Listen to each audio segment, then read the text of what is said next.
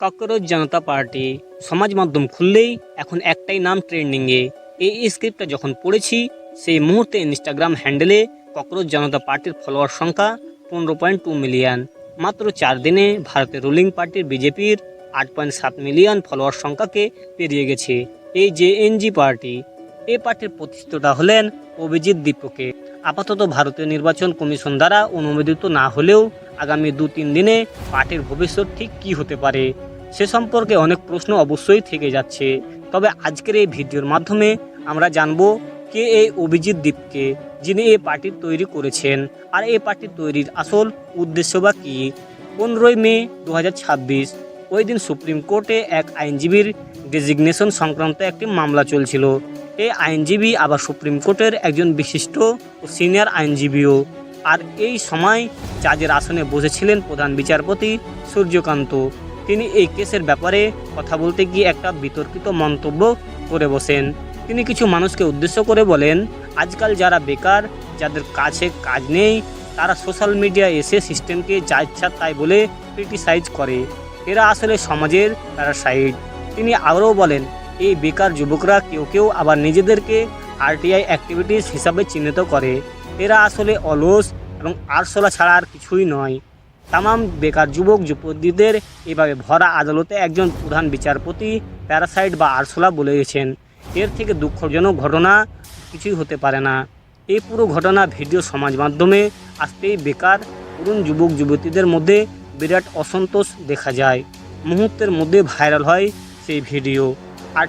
আর এর পরের দিনেই অভিজিৎ দীপকে নামের একজন ব্যক্তি তার এক্স হ্যান্ডেলে এসে ককরোচ জনতা পার্টি নামের একটি অ্যাকাউন্ট খোলেন। এই অভিজিৎ দীপকে বোস্টন ইউনিভার্সিটির ছাত্র। তিনি আম আদমি পার্টির সমাজ মাধ্যমগুলি হ্যান্ডেলে কাজ করতেন বলে অনেকে জানিয়েছেন। আর এখন তিনি ককরোচ জনতা পার্টির প্রতিষ্ঠাতা। এরপর কমেন্ট বক্সে প্রচুর মানুষ এই অ্যাকাউন্টটিকে ফলো করতে শুরু করেন এবং তারা জানান ইনস্টাগ্রামও যেন একটা এমন অ্যাকাউন্ট খোলা হয়। ইনস্টাগ্রামে অ্যাকাউন্ট খোলা হলে রাতারাতি মিলিয়ন ফলোয়ার ছড়িয়ে যায় সেই অ্যাকাউন্ট। শুধু তাই নয়, মাত্র 4 দিনে ককরোচ জনতা পার্টি বিজেপি সরকারের ইনস্টাগ্রামের ফলোয়ার্সকে সংখ্যাকেও ছাপিয়ে গেছে। এই সিজিপি পার্টির আসলে মিম পেজ হিসাবে শুরু হলেও বর্তমানে তরুণ প্রজন্মের প্রতিবাদী স্বরে পরিণত হয়েছে। সিজিপি পার্টি তাদের ম্যানিফেস্টো প্রকাশ করে ইতিমধ্যে। সেখানে একদম সম্পূর্ণভাবে লেখা আছে, 1 নম্বরে সুপ্রিম কোর্টের প্রধান বিচারপতিরা অবসরের পর রাজ্যসভার সদস্য হতে পারবে না। 3 নম্বর, দলবদল করা সংসদ বা বিধায়করা অন্তত 20 বছর নির্বাচনে লড়তে পারবে না।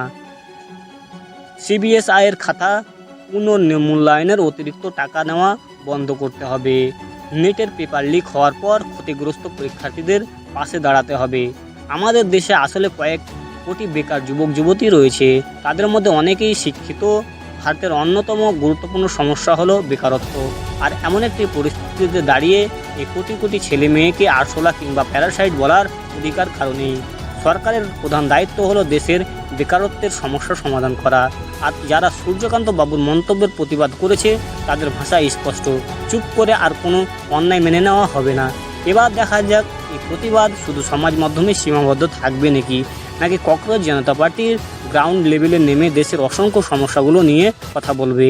এটা জানার জন্য অবশ্যই কমেন্টে অপেক্ষা করতে হবে আমাদের। তবে একটা হিসেব জানিয়ে দিই, এই ভিডিওটা যখন এডিট হচ্ছে তখন সিজেপি ইনস্টাগ্রাম হ্যান্ডেল ফলোয়ার্স। তো বন্ধুরা, ভিডিওটি আজকের জন্য এটুকু। ভিডিওটি ভালো লাগলে অবশ্যই লাইক করবেন, শেয়ার করবেন, চ্যানেলটিকে সাবস্ক্রাইব করে আমার পাশে থাকবেন। ধন্যবাদ সবাইকে।